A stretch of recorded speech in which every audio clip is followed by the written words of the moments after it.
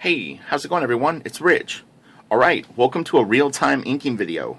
What I'm going to try to do is I'm going to use the techniques that I've been showing in some of the videos on a piece, because that's really where this all ultimately heads. So, Winsor Newton Series 7 number 3 brush. I'm using Koh-i-Noor Ultra Draw ink, a little tiny bit watered down, so maybe like 90% ink, 10% water, just to keep it flowing. And I do that because I also leave my ink out all the time. So anyway, I'm going to do a few practice strokes here. The blue sometimes will not take the ink, and actually I'm going to do a video on how to make blue lines.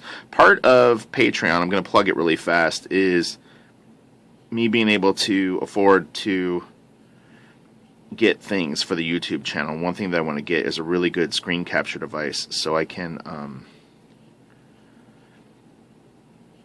do like demos on my Cintiq and show you how to do things like create blue lines. So, alright, so we're doing the thin to thick, those brush lines that I showed you. Light touch, push down. Light touch, push down. Light touch, push down.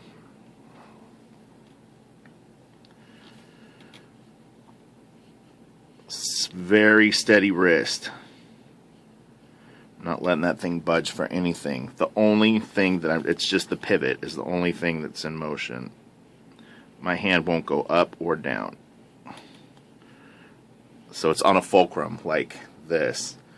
And only the wrist is moving. Now when I want to push down, then I want to get a thicker line. So like there I bared down. I got that thicker line. And then you're always blending. You want these things to have attractive fades.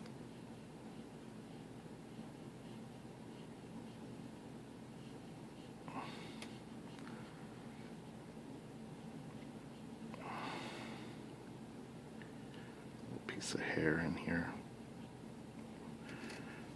Her curls kind of hanging down into the thing. I'll worry about that later though. Okay, so let's let this dry for just 1 second. Kind of touch up some of these. Okay. Now the reason that I'm showing this with a brush, this is not necessarily the only tool that I could use to do this, is we've been doing some really good brush demos, and I highly recommend that you watch the new Journey of 1,000 Miles I just put up, which was number 46, called like all the insane things that we're doing, merging the ideas. If you can master a brush, you will have a much higher likelihood of being really good with all the tools.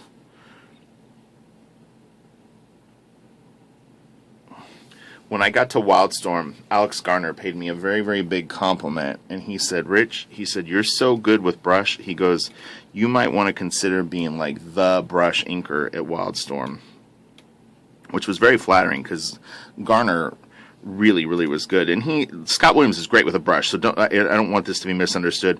I think at that time he maybe used less brush and was more of a quill inker. Now I think Scott uses more brush than he used to. I could be wrong with that though. But anyway, but it was just something that someone said to me at one point, and I really appreciated it. You know, and that's a high praise from a guy who, Alex Garner, is just insanely, insanely talented. I mean, it's a compliment from him means a lot, because he isn't going to blow smoke up your you know what. But anyway, I ended up ultimately inking Travis, and another tool that I had always been pretty good with was a Koh-i-Noor rapidograph. So that was the drawing tool that I had used since I was a kid.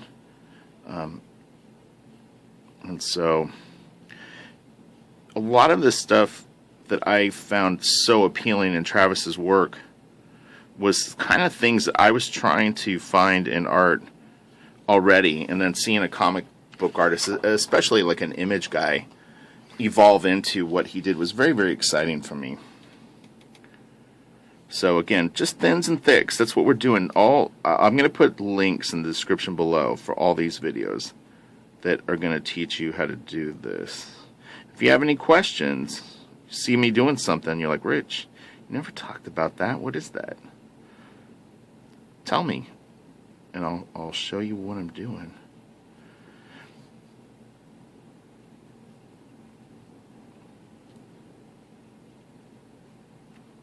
And again, I could be sculpting all this with a Hunt 102. There's no reason why you couldn't, but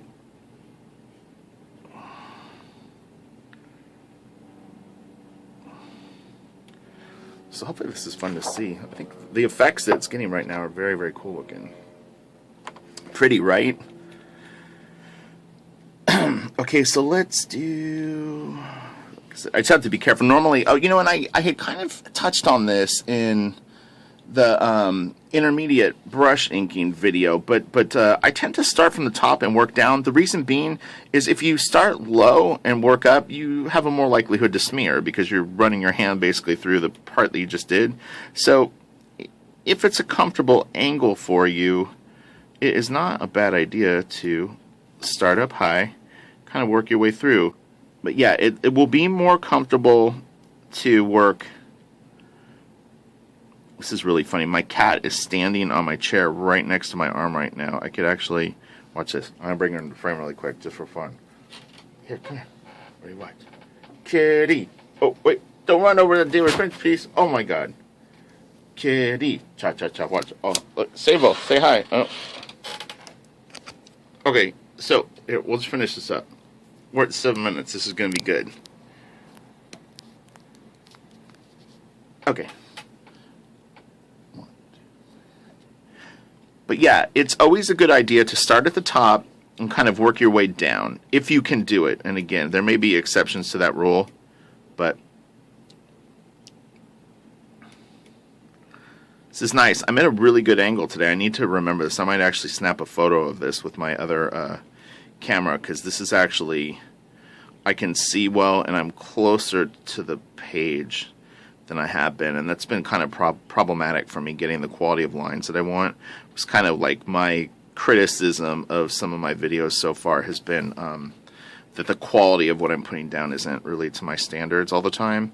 But I also wanted a bit of a casual approach to the videos where it's like you don't feel like you have to be at like God level to like pull this stuff off. You know what I'm saying? Like if I sit down and I just fire off some cool stuff and you go, wow, he actually kind of made that look easy. I think that that's better. And seeing little missteps, you know, then you kind of realize, okay, we'll use caution. You know, if I edited every video and just showed you like perfect like work, it might actually kind of turn people off in terms of like being able to feel like that they could do it themselves. You know, I've been inking a long time.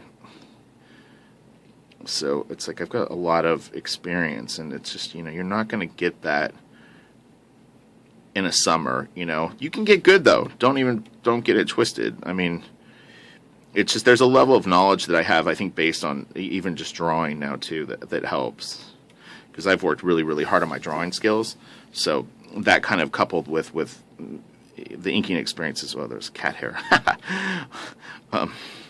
Okay, so I'm just going to throw like a couple more lines and we'll call this, but I think this is pretty impressive looking for just a quick demo of what all this stuff leads to. Okay? All right, smash the like. Please check out my Patreon. I really want you guys to go over there and look at the free content that I'm adding.